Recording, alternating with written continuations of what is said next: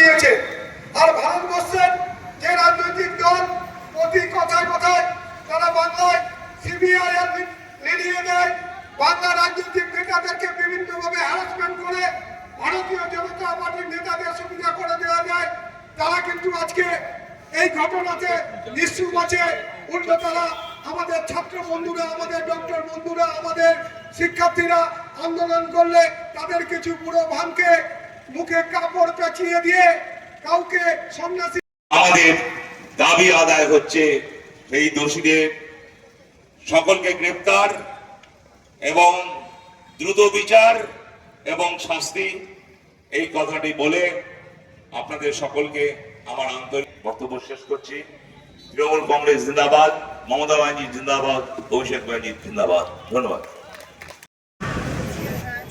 নৃশংসভাবে যে খুন করা হয়েছে আমাদের ডাক্তার বন্টিকে, তার প্রতিবাদে এবং তার যারা আসল দোষী তাদের শাস্তির দাবিতে আমাদের এখানে ধর্ণা মহিলা তৃণমূল কংগ্রেসের চলছে।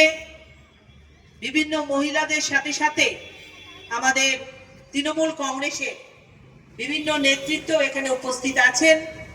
মহিলা পুলিশ কর্মীকে বহু কর্মী আহত হয়েছে, শুধু পুলিশ মহিলা না, পুরুষরাও আক্রান্ত হয়েছে, কারো কারো একদম চোখই নষ্ট হয়ে গেছে সারা জীবনের মতো, কিন্তু মহিলার উপরেও তারা আক্রমণ করতে হানেনি। আর তারাই বলছে আবার যারা মহিলাদেরকে রক্তাক্ত করে দিচ্ছে, আর তারাই আবার মহিলার বিচার চাইছে। তাই আমি বলি এগুলো ওদের নাটক। যেসব বিরোধী দল, বিশেষ করে যারা এখন একটা বিজেপি নামক যে দলটি আছে, তারা যেভাবে আক্রমণ করছে, যারা হিংসাত্মক হয়ে গেছে বিচারের নামে, তারা বিচার না চেয়ে তারা গদির লড়াইয়ের চেষ্টা করছে। তাই তাদেরকে আমরা বারবার বলে আমরা এই ঘেন্না রাজনীতিকে আমরা ধিক্কার জানাই। বিচার যদি চাইতে হয়, দোষীর যদি আমরা ফাঁসির বিচার আমরা করি, যদি ফাঁসি চাই, সেটা আমাদের এই তৃণমূলের পরিবার থেকে শুরু করে আমাদের জনসাধারণকে সঙ্গে নিয়ে আমরাই ফাঁসির দাবি করে এবং আমরাই তাদেরকে ফাঁসির কাছে ঝোলাতে পারবো। তোমরা যতই চেষ্টা করো, তোমরা গদির রাজনীতি করে কিছুই করতে পারবে না। তাই আমি বলি, আসুন আমরা সকলে মিলে, যতক্ষণ না দোষীর ফাঁসি হচ্ছে ততক্ষণ মিলে আমরা সকলে মিলে দিনের পর দিন যতক্ষণ পারবো আমরা ফাঁসির নাও ঝুলাতে পারতে, আমরা এইভাবে লড়াই আন্দোলন চালিয়ে যাব।